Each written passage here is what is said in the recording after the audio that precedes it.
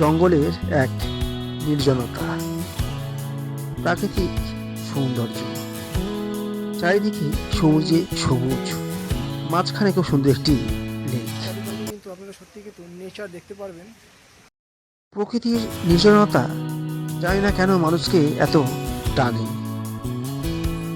যেদিকে তাকানো যায় সেদিকে কিন্তু সবুজে সবুজ, চারিদিকে কিন্তু অপরন্ত সুন্দর কিন্তু গাছপালা দিয়ে কিন্তু শোভিত, এবং সবুজায়নে কিন্তু একবারে চোখটা কিন্তু একটা আলাদাভাবে কিন্তু আরাম পাবে। না, গভীর জঙ্গল নয়, একটি পার্ক যা সবুজে সবুজায়ন, চারিদিকে গাছপালায় পরিপূর্ণ। মোটামুটি কিন্তু কয়েক ঘন্টার জন্য কিন্তু আপনারা এখানে চলে আসতেই পারেন। জায়গাটা এতটাই সুন্দর যেন প্রকৃতির কোলে এক স্বর্গরাজ্য। মাঝখানে কিন্তু একটি ঝিল এবং চারিপাশে কিন্তু খুব সুন্দর কিন্তু প্রাকৃতিক সৌন্দর্য, গাছগাছালি সবুজায়নে ভরা। ব্যস্ত শহরের মধ্য থেকে একটু শান্তির নিরিবিলির খোঁজে চলে আসতেই পারেন কলকাতার এই পার্কে। বিরাট প্রকৃতির সৌন্দর্যের যেন এক ক্ষুদ্র সংস্করণ এই জায়গাটি।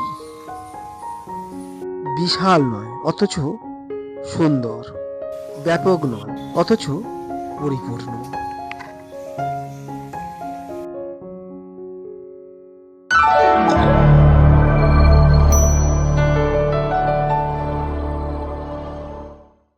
সমস্ত প্রকৃতির মাঝখানে এলে কিন্তু নিজেকে আলাদাভাবেই খুঁজে পাওয়া যায়, এবং সেই জন্য কিন্তু আজকে আমরা চলে এসেছি নেচার স্টাডি পার্কে। এবং এই নেচার স্টাডি পার্কে আপনারা কিভাবে আসবেন, কি কি দেখবেন এবং কি কি দেখার আছে সবই কিছু জানতে পারবেন আজকের। চলুন প্রকৃতির এক টুকরো কোলে আমরা গিয়ে ঘুরে আসি।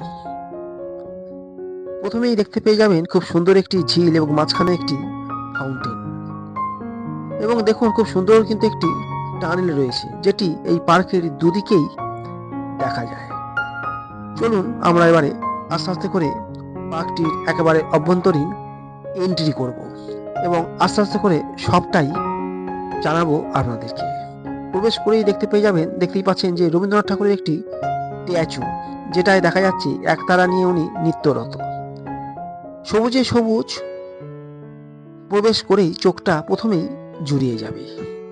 শান্ত স্নিগ্ধ নিলিবিলি এক সুন্দর প্রাকৃতিক খনি এই নেচার স্টাডি পার্ক।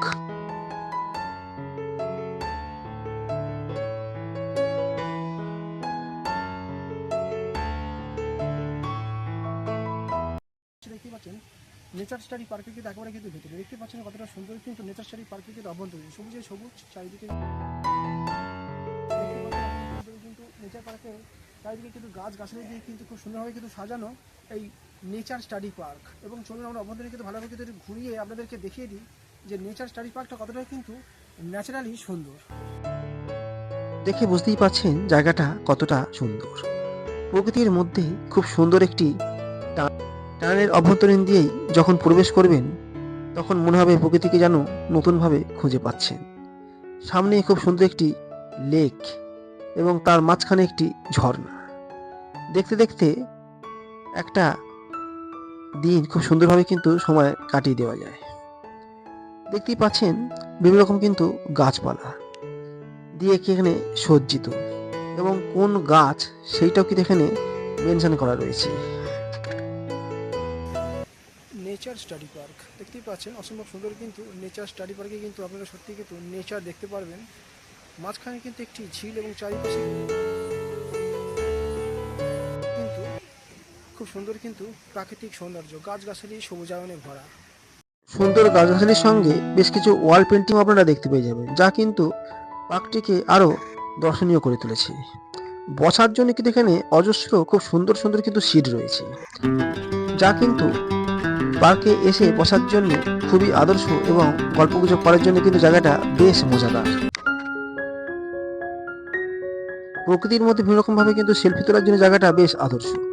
দেখুন বেশ কিছু ওয়াল পেন্টিং, এখানে কিন্তু আমরাও কিন্তু বেশ কিছু সেলফি তুললাম, এবং দেখুন আপনারাও কিন্তু খুব সুন্দরভাবে কিন্তু এখানে এসে সেলফি তুলে নিতে পারবেন।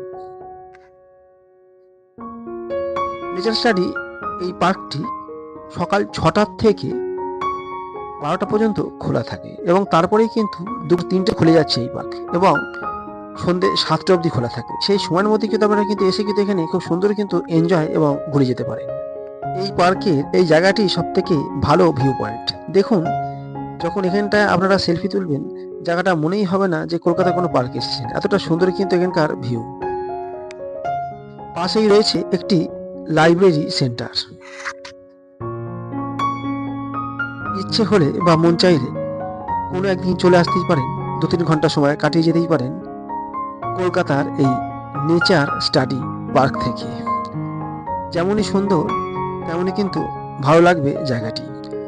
দূরের ফাউন্টেনটি দেখুন কতটা সুন্দর লাগছে, এবং রাতের অন্ধকারে কিন্তু আলো দিয়ে আলোকিত দিয়ে সাজানো হয়, যে জায়গাটা আরো সুন্দর দেখতে লাগে। খুব কম সময়ের মধ্যেই 2-3 ঘন্টা হাতে সময় থাকলে কিন্তু এসে ঘুরে যেতে পারেন নেচার স্টাডি পার্কে।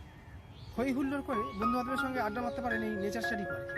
পার্কে আসার জন্য কিন্তু কোনো রকম কিন্তু টিকিট মূল্য নেই। অ্যাবসলিউট নেচার স্টাডি পার্কে আপনারা কীভাবে আসবেন, চলুন সেটা আমরা একটু দেখি। বিড়লা প্ল্যানেটোরিয়াম বা তারামণ্ডল, তার ঠিক সামনে দিয়েই চলে যাচ্ছে শেক্সপিয়ার সরণি। এই শেক্সপিয়ার সরণির ধরে সোজা 10 মিনিট হাঁটা পথেই কিন্তু আপনারা দেখতে পেয়ে যাবেন গঙ্গা যমুনা অ্যাপার্টমেন্ট। এই গঙ্গা যমুনা অ্যাপার্টমেন্টের ঠিক অপোজিটের যে রাস্তাটা চলে যাচ্ছে, সেই রাস্তা দিয়ে কিন্তু আমাদের সোজা চলে আসতে হবে। গঙ্গা যমুনা বিল্ডিংয়ের ঠিক সামনের যে রাস্তাটা ঢুকে গেছে, সেখান দিয়ে কিন্তু আমাদের ঢুকে আসতে হলো। আপনারা যদি আসেন তো এই গঙ্গা যমুনা অ্যাপার্টমেন্টের ঠিক সামনের যে রাস্তাটা সামনে ঢুকে গেছে, সেখানে কিন্তু প্রবেশ করতে হবে এই নেচার স্টাডি পার্কে যাওয়ার জন্য। এছাড়া নেচার স্টাডি পার্কের অ্যাড্রেসটি আমি ডেসক্রিপশন বক্সে দিয়ে দেবো, সেখান থেকে ইচ্ছে করে আপনারা কালেক্ট করে নিয়ে নিতে পারেন। আজকে এ পর্যন্তই বন্ধুরা, ভালো থাকবেন।